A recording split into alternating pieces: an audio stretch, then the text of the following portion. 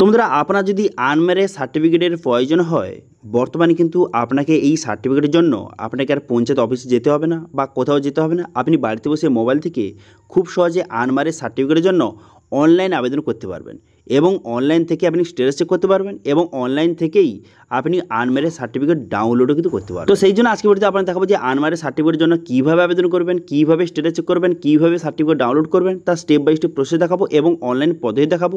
সেই জন্য ভিডিওটা প্রথম থেকে শেষ পর্যন্ত অবশ্যই দেখবেন মনোযোগ সহকারে এবং আমাদের চ্যানেলে প্রথমবার ভিজিট করে থাকলে আমাদের চ্যানেলটিকে সাবস্ক্রাইব করে রাখুন এবং পাশে থেকে বেল আইকনটিকে অবশ্যই প্রেস করে রাখুন। তো চলুন আজকে ভিডিওটা শুরু করা যাক। তো প্রথমত পঞ্চায়েতের যে অফিসিয়াল ওয়েবসাইট এখানে চলে আসবেন wpms.in, এই যে অফিসিয়াল ওয়েবসাইট এখানে চলে আসবেন। এখান থেকে পঞ্চায়েতের সমস্ত রকম সার্টিফিকেটের জন্য আবেদন করতে পারবেন।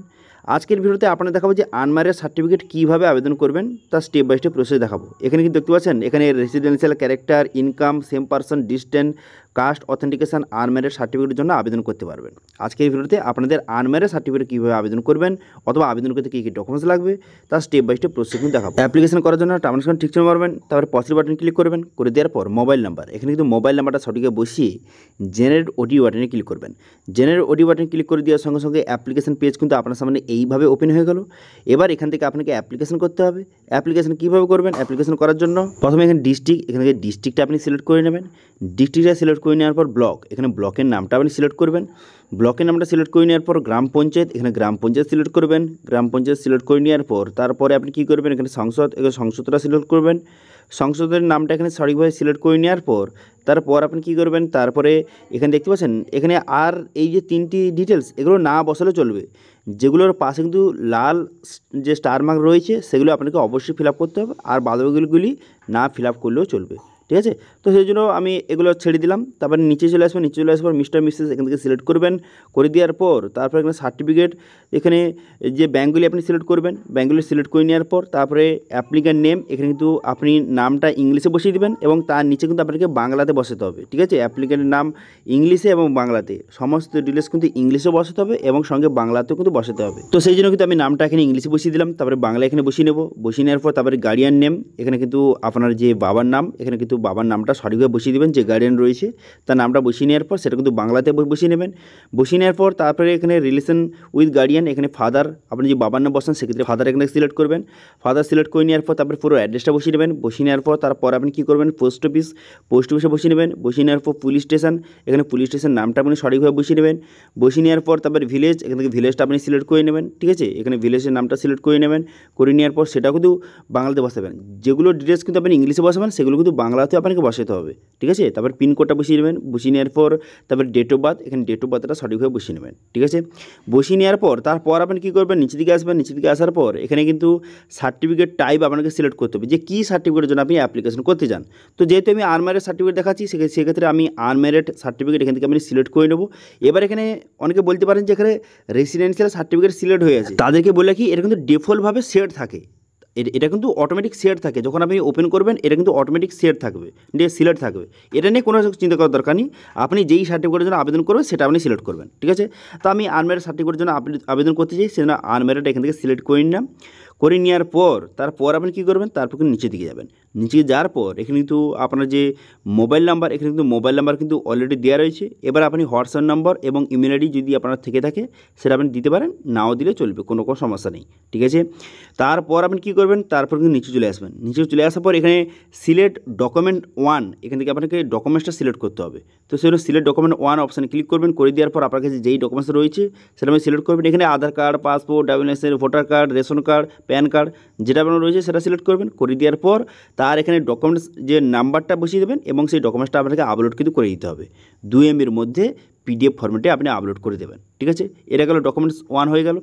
এবার ডকুমেন্টস 2, ডকুমেন্টস 2 এর জায়গায় এবার আধার কার্ড আপনি প্রথমে যদি দিয়ে থাকেন সেক্ষেত্রে অন্য ডকুমেন্টস আপনাকে সিলেক্ট করতে হবে। ঠিক আছে?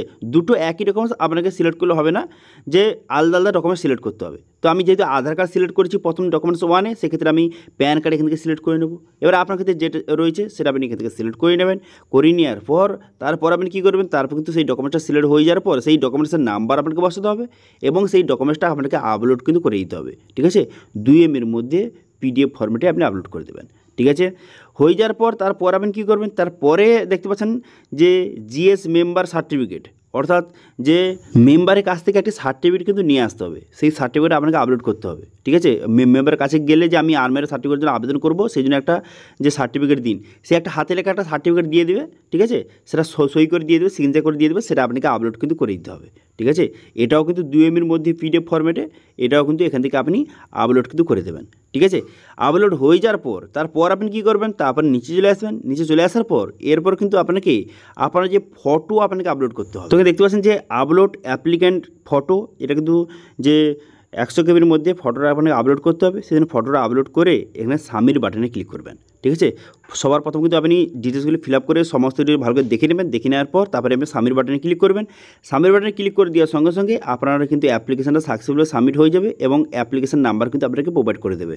ঠিক আছে, তো সমস্ত দিলে সঠিকভাবে সাবমিট দেখে নেওয়ার পর সাবমিট বাটনে ক্লিক করে দেবেন। ক্লিক করে দেওয়ার সঙ্গে সঙ্গে আপনার অ্যাপ্লিকেশনটা সাকসেসফুলি সাবমিট কিন্তু হয়ে যাবে। ঠিক আছে, এবার মেন কথা হলো স্ট্যাটাসটা আপনি কীভাবে চেক করবেন। পরবর্তী সময়ে স্ট্যাটাস চেক করার জন্য কী করবেন, এখানে কিন্তু দেখতে পাচ্ছেন একটা অপশান দেওয়া রয়েছে যে application status and certificate download বলে অপশান দেওয়া রয়েছে। এখান থেকে আপনি অ্যাপ্লিকেশন স্ট্যাটাস চেক করতে পারবেন এবং যখন অ্যাপ্রুভ হয়ে যাবে সার্টিফিকেট এখান থেকে আপনি ডাউনলোড করতে পারবেন। তো সেজন্য এই অপশানে ক্লিক করবেন। এই অপশানে ক্লিক করে এখান থেকে যে আপনি যে সার্টিফিকেট টাইপ এখানে দেওয়া থাকবে, অ্যাপ্লিকেন্ট নেম দিয়ে থাকবে, তারপরে অ্যাপ্লাই ডেট দেওয়া থাকবে, স্ট্যাটাস এখানে দেওয়া থাকবে। এবার অ্যাকশানের জায়গায় কিন্তু এখানে ডাউনলোডের অপশান থাকবে। ঠিক আছে, তারপরে ক্লিক করে আপনি সার্টিফিকেট ডাউনলোড করতে পারবেন যখন অ্যাপ্রুভ হয়ে যাবে। ঠিক আছে, তো এইভাবে আপনি পঞ্চায়েতের সমস্ত রকম সার্টিফিকেট আপনি বাড়িতে বসে মোবাইল থেকে খুব সহজে আবেদন করতে পারবেন এবং এখান থেকে স্ট্যাটাস চেক করতে পারবেন এবং এখান থেকে অনলাইন থেকেই আপনি সার্টিফিকেট ডাউনলোড কিন্তু করতে পারবেন।